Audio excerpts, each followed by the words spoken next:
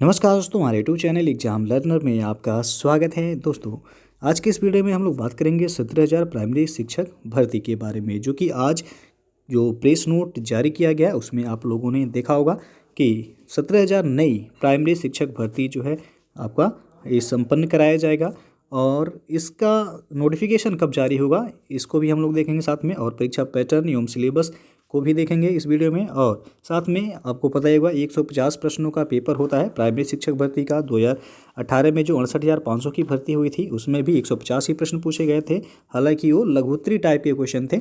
और 2019 में जो पेपर कराया गया 69,000 भर्ती का, उसमें भी 150 प्रश्न ही पूछे गए थे, और वो बहुविकल्पीय टाइप के जो है प्रश्न थे उसमें। और कोई भी निगेटिव मार्किंग नहीं होता है दोनों परीक्षाओं में। 68,500 हो गया चाहे 69,000, दोनों परीक्षाओं में कोई भी निगेटिव मार्किंग नहीं था।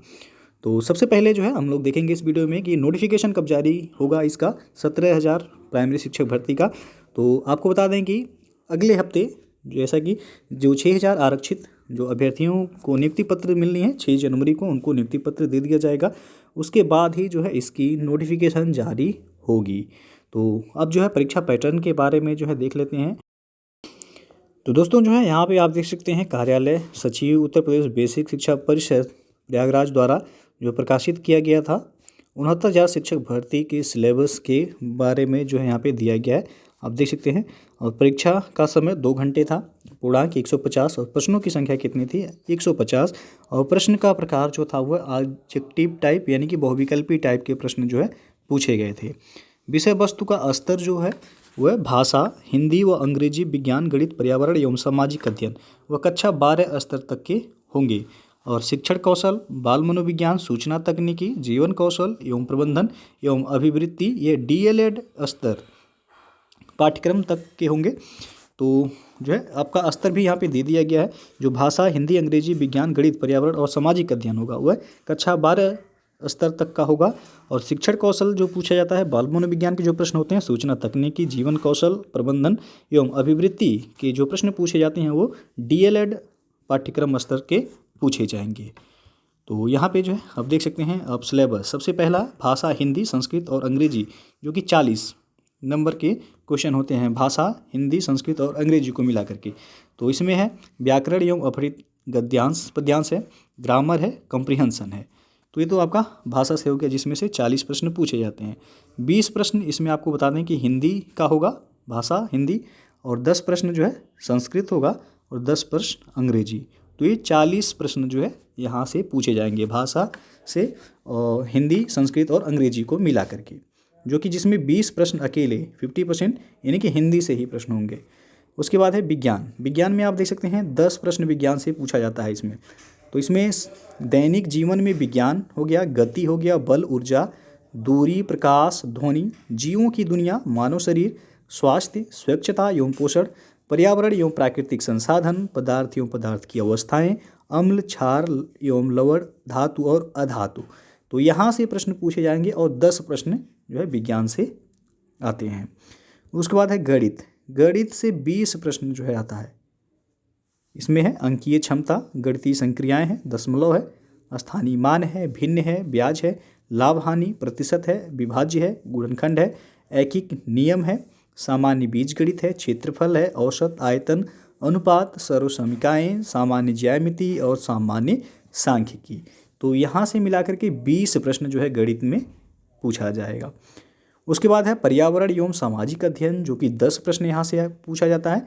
इसमें आपका पृथ्वी की संरचना है, नदियाँ हैं, पर्वत है, महाद्वीप, महासागर व जीव प्राकृतिक संपदा, अक्षांश एवं देशांतर, सौरमंडल, भारतीय भूगोल, भारतीय स्वतंत्रता संग्राम, भारतीय समाज सुधारक, भारतीय संविधान, हमारी शासन व्यवस्था, यातायात एवं सड़क सुरक्षा, भारतीय अर्थव्यवस्था एवं चुनौतियाँ, हमारी सांस्कृतिक विरासत, पर्यावरण संरक्षण, प्राकृतिक आपदा और प्रबंधन।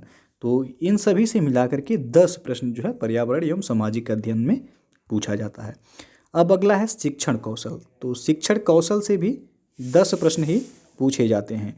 इसमें शिक्षण की विधियाँ एवं कौशल, शिक्षण अधिगम के सिद्धांत, वर्तमान भारतीय समाज एवं प्रारंभिक शिक्षा, समावेशी शिक्षा, प्रारंभिक शिक्षा के नवीन प्रयास, शैक्षिक मूल्यांकन एवं मापन, आरंभिक पठन कौशल, शैक्षिक प्रबंधन एवं प्रशासन। तो इन सभी से मिलाकर के 10 प्रश्न जो है शिक्षण कौशल में आएगा।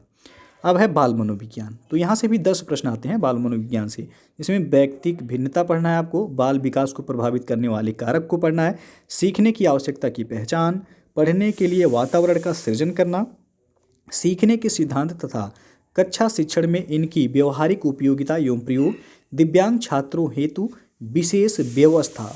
इन सभी टॉपिक से मिलाकर के 10 प्रश्न जो है बाल मनोविज्ञान में पूछा जाएगा। अब अगला है सामान्य ज्ञान और समसामयिक घटनाएं। तो यहाँ से ये टॉपिक काफ़ी आपका जो है इम्पॉर्टेंट है। 30 प्रश्न जो है यहाँ से पूछे जाते हैं। समसामयिक महत्वपूर्ण घटनाएं यानी कि करंट अफेयर्स में आपको अंतर्राष्ट्रीय पढ़ना है, राष्ट्रीय पढ़ना है, प्रदेश से संबंधित महत्वपूर्ण घटनाएं, स्थान, व्यक्तित्व, रचनाएं, अंतर्राष्ट्रीय तथा राष्ट्रीय पुरस्कार, खेलकूद, भारतीय संस्कृति एवं कला आदि। इन सभी टॉपिक को मिला करके 30 प्रश्न जो है पूछा जाएगा, जो कि ये काफ़ी महत्वपूर्ण है। आप देख सकते हैं कि 30 प्रश्न जो है इस टॉपिक से पूछे जाते हैं और इसमें जो है ज़्यादातर लोग जो है 25 प्लस ही जो है सही कर जो है आपका होगा। उसके बाद है आपका तार्किक ज्ञान यानी कि रीजनिंग में आप देख सकते हैं 5 प्रश्न रीजनिंग से पूछे जाते हैं। इसमें आपका एनालॉजी है और एसेरेशन एंड रीजन है, बाइनरी लॉजिक है, क्लासिफिकेशन यानी कि वर्गीकरण है, क्लॉक्स एंड कैलेंडर है, कोडेड इनइक्वालिटीज है, कोडिंग डिकोडिंग है, क्रिटिकल रीजनिंग है, उसके बाद क्यूब एंड डाइस है, डाटा इंटरप्रेशन है, डायरेक्शन सेंस टेस्ट है, ग्रुपिंग एंड सिलेक्शंस है और इनफ्रेंसेस है, लेटर सीरीज है, नंबर सीरीज है, पजल है, सिंबल एंड नोटेशंस है, उसके बाद है वेन डायग्राम्स। तो इन सभी जो है टॉपिक से मिलाकर के 5 प्रश्न जो है रीजनिंग से पूछा जाता है। उसका सूचना तकनीकी से भी 5 प्रश्न आएगा आपका, जिसमें शिक्षण कौशल विकास है, कक्षा शिक्षण तथा विद्यालय प्रबंधन के क्षेत्र में सूचना तकनीकी, कंप्यूटर हो गया, इंटरनेट हो गया, स्मार्टफोन हो गया, OER यानी कि ओपन एजुकेशन रिसोर्स। उसके बाद शिक्षण में उपयोगी ऐप्स, डिजिटल शिक्षण सामग्री की उपयोग की जानकारी। इन सभी टॉपिक को मिलाकर के 5 प्रश्न यहाँ से भी पूछा जाता है। फिर अगला जो है महत्वपूर्ण ये भी है जीवन कौशल प्रबंधन एवं अभिवृत्ति। 10 प्रश्न यहाँ से आता है।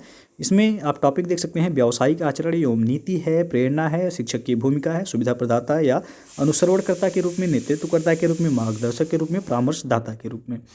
उसके बाद संवैधानिक और मानवीय मूल्य है, दंड एवं पुरस्कार व्यवस्था का प्रभावी प्रयोग। तो ये जीवन कौशल एवं प्रबंधन एवं अभिवृत्ति से 10 प्रश्न जो है पूछा जाएगा। तो टोटल आप देख सकते हैं कि 150 प्रश्न आपका पूछा जाएगा, जो कि इसका 150 प्रश्न जो आपका ये होता है, इसमें इसका 60% ही आपका जो फाइनल गुणांक बनता है उसमें जोड़ा जाता है, 60%। बाकी जो है 40% तो आपका एकेडमिक जुड़ता है उसमें, यानी कि हाई स्कूल आपका 10th का 10% जुड़ेगा, 12th का भी 10%, उसके बाद आपका ग्रेजुएशन का 10% जुड़ेगा, उसके बाद आपका ट्रेनिंग कोर्स का, चाहे आप BEd हैं या DLEd हैं, तो उसका 10%। टोटल आप देखेंगे 40% हो रहा है। तो इसका 40% और ये जो लिखित परीक्षा होगा सुपर टेट जिसे कहते हैं, इसका 60%। दोनों को मिला करके ही फाइनल गुणांक बनाया जाता है।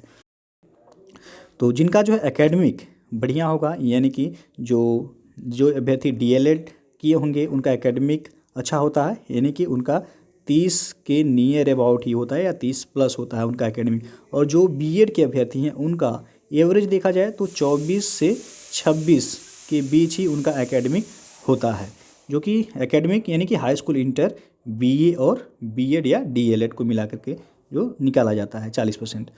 तो सुपर टेट का 60% और एकेडमिक का 40%, दोनों का मिला करके ही फाइनल गुणांक बनाया जाता है, जो कि ये फाइनल मेरिट होती है, जिसमें आपको जो है इसी में से सिलेक्शन आपका होता है।